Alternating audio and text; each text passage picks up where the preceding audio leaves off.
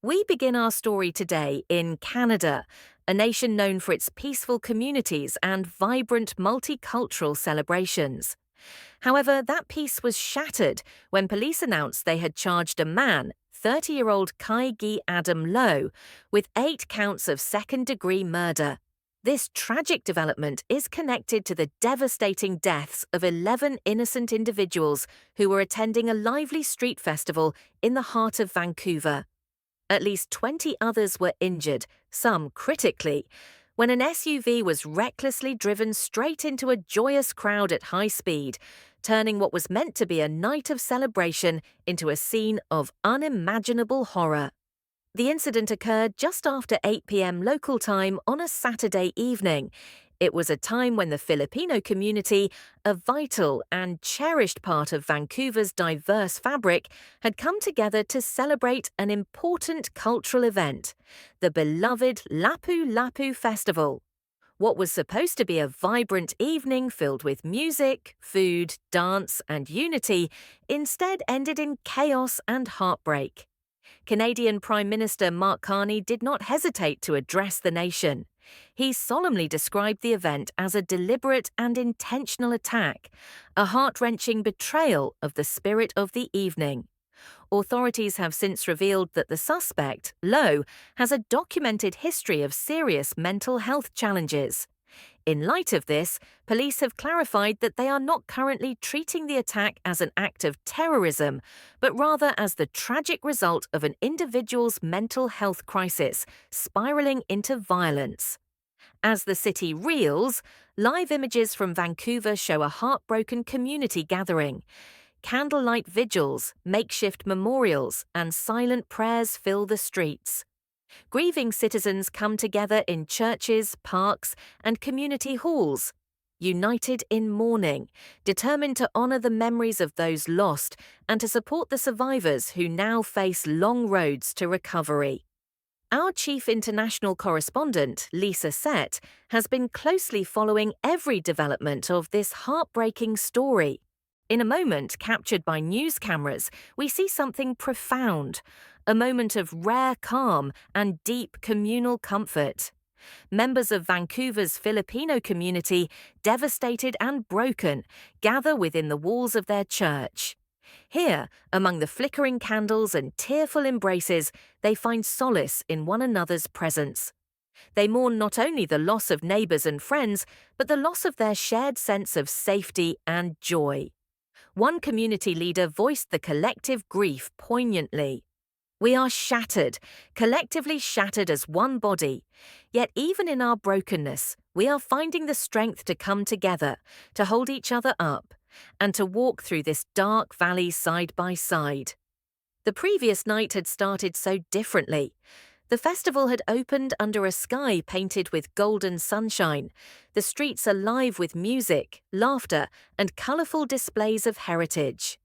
Families danced together, children ran through crowds with painted faces and sticky fingers from sweet treats, elders told stories of home, a celebration of life, resilience, and tradition. No one could have foreseen how quickly joy would be replaced by terror. Eyewitnesses described the horror in harrowing detail. One man, still visibly shaken, recounted what he saw. "Dispatch, we've got about 20 casualties right here. It was a black Audi, an SUV.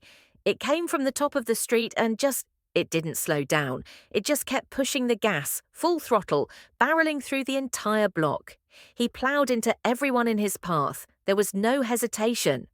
In the immediate aftermath, festival goers became impromptu first responders. Strangers tore banners into makeshift bandages. People used their own clothes to stem bleeding. Parents screamed out the names of missing children. Emergency services arrived in a matter of minutes, but for those precious first moments, it was the bravery and quick thinking of ordinary citizens that made all the difference.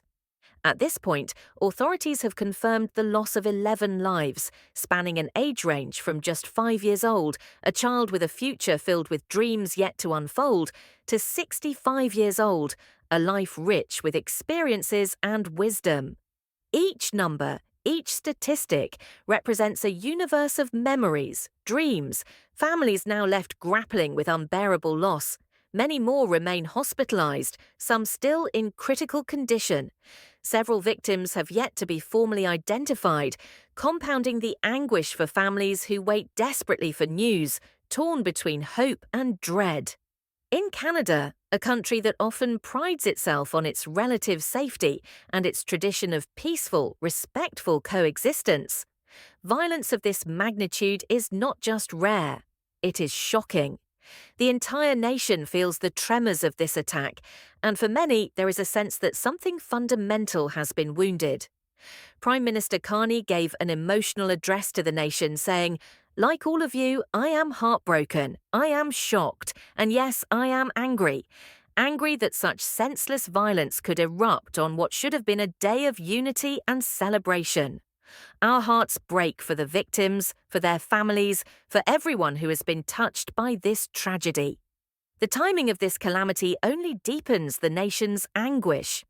Tomorrow, Canada heads to the polls in one of the most tightly contested elections in recent memory.